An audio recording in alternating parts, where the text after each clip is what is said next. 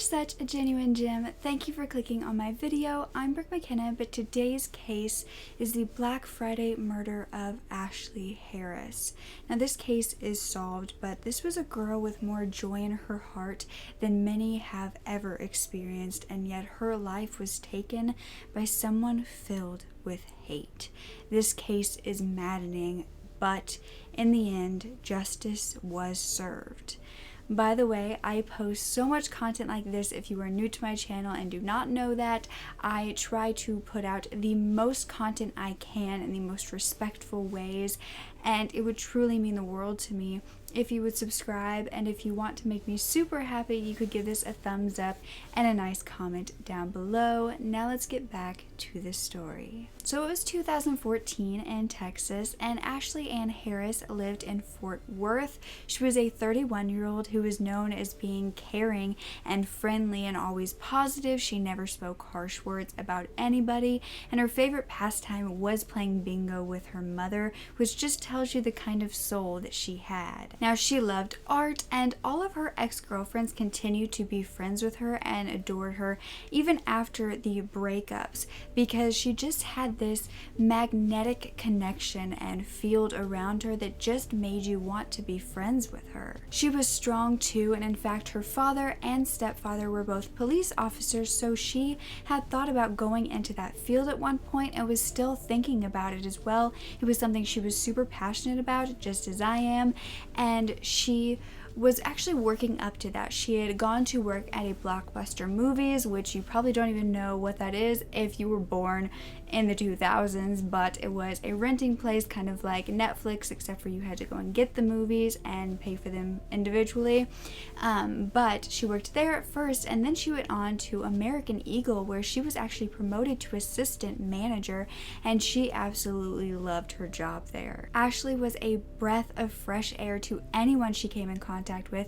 The people that she was in charge of at her job loved her. She also had a girlfriend at the time named April, and they had actually met and had gone on walks with their dogs together, and that is how they kind of bonded as well. Now, Ashlea did have a dog named Nala, and together they lived at their River Ranch apartment. And at this time, Ashlea was in a really good place in her life. But the only problem was she had always told her family that she believed she was going to die young. So then it was Thanksgiving Day, November 27th, 2014, and Ashlea would head out to her job at American Eagle at the Huling Mall in Abilene, and this was about 7 p.m. She had a shift that night from 7 p.m. to 3 a.m. because it was Black Friday, and so this was going to be a super busy time for retail employees, and she knew she had that ahead of her as she went into work that day. And then once 3 a.m. came around, of course, being so exhausted, she headed straight home to her apartment. But the next morning, I guess still that morning since it was already 3 a.m., at about 8 a.m., the fire department would be called because there was signs of smoke coming from her second floor apartment. And the sprinklers even came on, and everyone believed that there had been a fire. When the firemen arrived, they found a small fire that had been contained by the sprinkler system, and they walked in not knowing what would really be found inside, if anybody was still inside the apartment at the time, if they had gotten out. They had no idea what they were walking into, but they highly doubted that it would be what they would find. You see, they found a woman face down at the foot of her bed. She was blackened by the fire, and so was her bed, and they would quickly identify her as Ashlea Harris due to her tattoos, and one of which said her actual name. However, investigators quickly realized that this wasn't some accidental fire that she had happened in her apartment overnight. This had been done to her. And this was because when looking closer at her body, they found that she had been bound at her ankles and her wrists, and she had been beaten to the point of blood surrounding her body. She also had a slit in her neck. It was obvious that she had not died of natural causes or because of a fire, and the investigation quickly began. Now, Ashlea fought for her life till the very end. She did not give up easily. It showed just how much she was a fighter and how much she loved life and wanted to be on this earth. And till the very end, she spent her last breaths trying to survive. And unfortunately, that did not happen. And when the fire department really got in there, started looking at the fire, they found several points of origin. And so this showed that it had been set purposely and not just by, an electrical outlet or something being kept on overnight. This had been done to Ashlea's apartment and to her. People of the community, including her friends and her co-workers, her family was out of town at this time, but anybody who had heard about this, they began to congregate outside of her apartment wanting to know what had happened.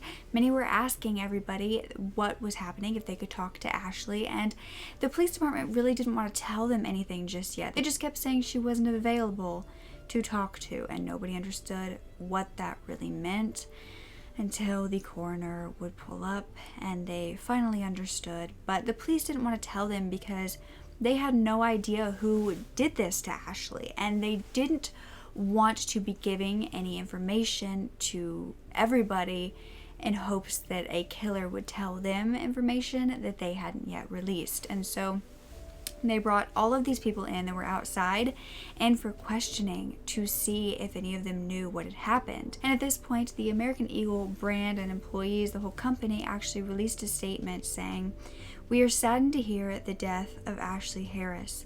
We are currently working closely with authorities to ensure a thorough and effective investigation. On behalf of American Eagle Outfitters, our thoughts and prayers are with Ashlea's family and loved ones." Now, you could really tell that Ashlea's relationship with the people she worked with was just incredible. I mean, she was an incredible woman, but she also found a job that really cared about her, and that's not very common. I mean, the relationship they had, it was like family, a second family to the one she already had. It was so amazing. Well, the investigation began. The people who had been cleared of having anything to do with Ashlea's murder began to put together a vigil for her right outside of her apartment. They released balloons, they left messages and flowers on her doorstep and the steps leading up to her apartment door, and they were really just mourning the loss of her and also hoping to get that justice that everybody wanted. I mean, nobody understood who would have done this to her. Now, after talking with many people, the investigators began to believe that they had sort of a timeline as to what had happened in the day prior to her murder and what exactly she was doing, the people she was around, and they put together that her girlfriend at the time, named April,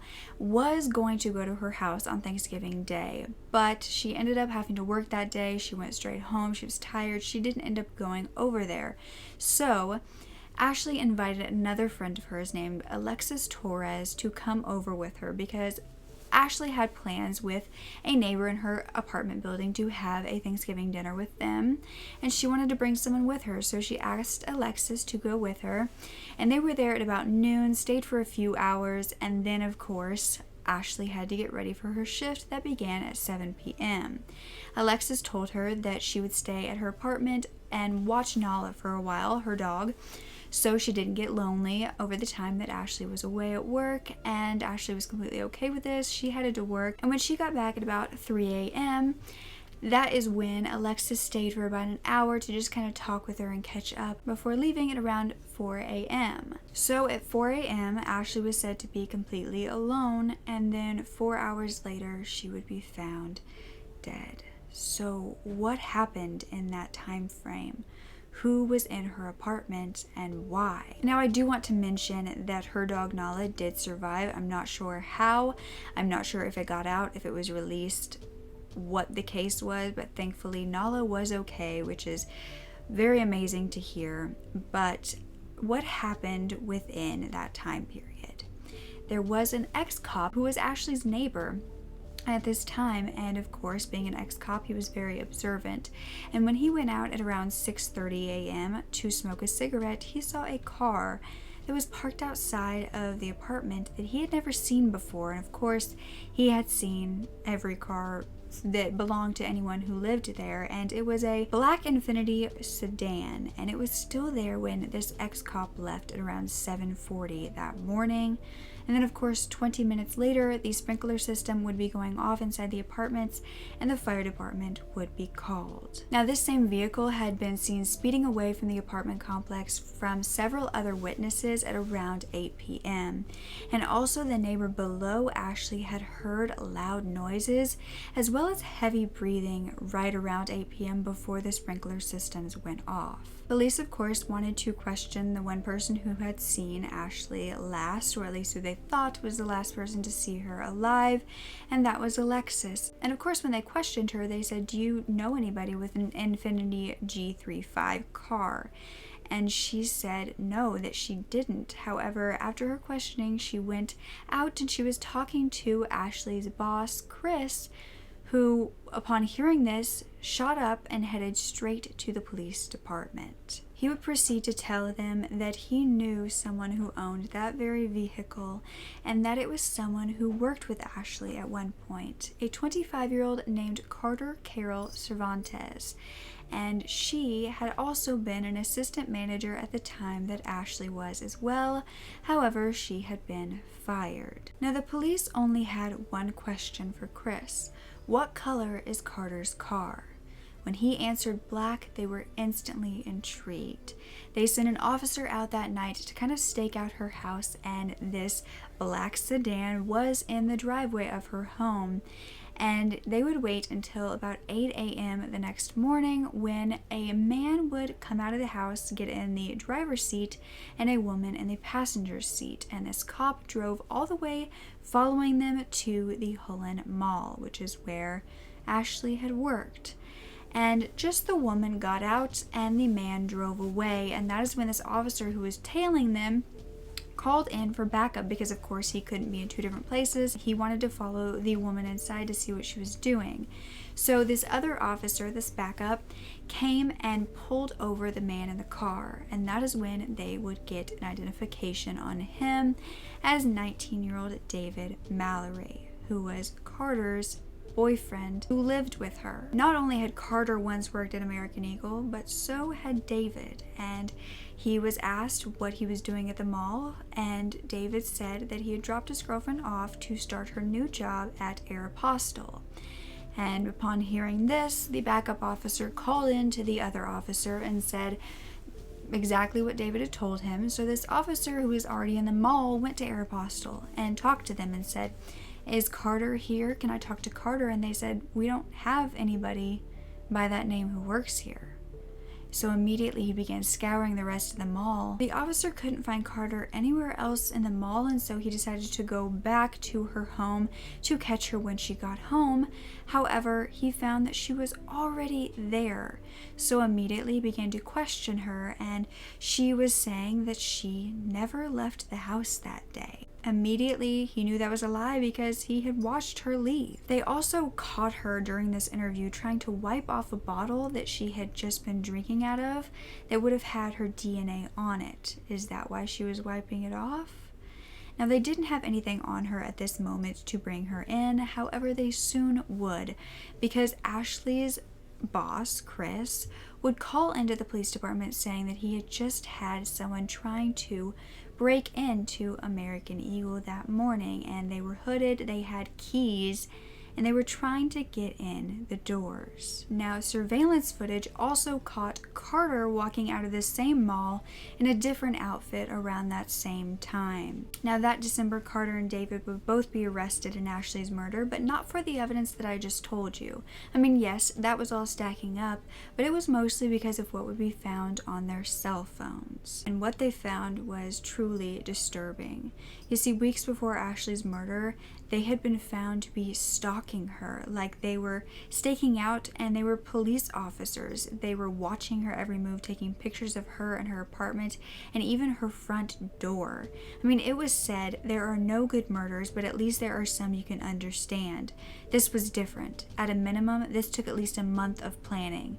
They stalked Ashlea Harris like people stalk a deer. Carter had also been found to have bought 2 shovels, a tarp, and gloves, and they also found on Carter and David's phones a message sent between the two of coordinates, and when they followed these coordinates, they found a human grave. There was also a gun found in Carter's car that had DNA evidence of Ashlea Harris linked to it. But this was huge in the case. But the question was, why did they do it? Well, in this case, there might actually be an answer for that. You see, back in August of 2014, Carter was still working with Ashlea at American Eagle before she was fired. But I never told you why she was. You see, on August 24th, $18,000 was stolen from American Eagle. When Ashlea came in the next morning, she actually found this money gone, and she began to look at the surveillance footage when she immediately went to get her boss to make him look at it because she knew who it was. She identified him as David Mallory, and when asked who that was, she told them that was Carter's boyfriend. Now, Carter had been working the night prior when this robbery had happened and had closed that night. Carter was fired, and she knew that Ashlea was the one that ratted her out. Now, in this robbery, there were even texts found between Carter and David said, "There's no way this place doesn't have a back door." Carter responded, "I haven't seen the little manager come back out. Maybe I just missed him." Then she also said, "I found the back door. It comes out really close to the only location with cameras." To which David responded, "Well, that's what masks are for." It was thought that Ashlea's murder was revenge for ratting her out and getting her fired, and that they also stole her keys to try to rob the store once again. Now, the first robbery had been right after back-to-school sales, which would have had a lot of money in the safe, but what would make them even more money? Black Friday. And that's exactly what they were going for. Except after Ashlea was murdered, Chris changed the locks, and so Ashlea's keys wouldn't work anymore, and they couldn't get in. 2 years later, in May of 2016, Carter was officially sentenced to life in prison without the possibility of parole. However, she spent the entire time on the stand blaming David, her boyfriend, and taking zero responsibility, pleading not guilty, and really just manipulating the heck out of everyone. Or so she hoped to, but it didn't go exactly her way. Now, Carter said she was asleep when Ashlea was murdered and that she was forced to rob the store, or attempt to, by David, who said that he would kill her if she didn't. Now, the extensive planning was said to really prove these all incorrect, and that these statements really couldn't be true because of the amount of planning that was done by the both of them. Carter continued to say that she believed that David was having an affair on her with somebody else who worked at American Eagle, and that she was just doing what she was told to do so she didn't get hurt. And this frail, young-looking girl who was sobbing on the stand couldn't hurt a fly. Could she? That's what she wanted people to think. But looks can be deceiving, as I always like to tell you guys. The most innocent people can be monsters, no matter if that's a child, no matter who it is. It was said in the courtroom, for a person who is capable of beating someone to death and strangling them in their own home, lying is not a big deal. Which is true. Psychopaths will learn throughout their lives exactly what people want to hear from them, so they can say those exact things and manipulate them. They will often turn themselves into the victims, so you feel bad for them instead of the person who actually suffered. Thankfully, no one in this courtroom actually believed her and said if the intent to murder Ashlea was developed by Mr. Mallory and some others, would it be smart? Would it be wise to bring along someone who could have been blown away by a strong breeze? Because Carter really did try to play up the fact that she was so small and weak and couldn't have done this. An employee that had worked with Carter at American Eagle even came forward saying that one day when they were working together, out of nowhere, Carter just began saying that she'd always wondered what it would be like to kill somebody. She'd always wanted to, and that she wondered if she could watch them die.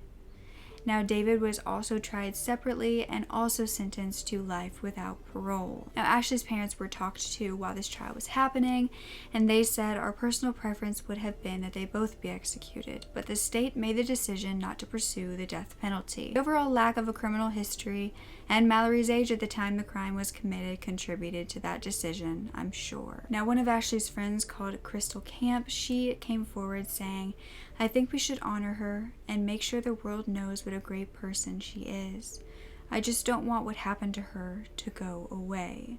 Which is exactly why I'm telling you this story today, because it is a little bit more recent than I normally do my cases. However, I do think that it is important to share the victims' stories to make it known that they are wonderful people who had lives and they aren't just for entertainment like sometimes these videos can come across. They are real people, and I just want their stories to be heard, their lives to be known, and for it to be known what horrible people can do. Thankfully, justice was served in this case, but for her family, they don't get Ashley back just because her killers were put to jail. So the least I can do is tell you about Ashley and the wonderful person that she was. Don't ever forget to speak up. Your voice is powerful enough, and I love you to absolute pieces. Okay, bye.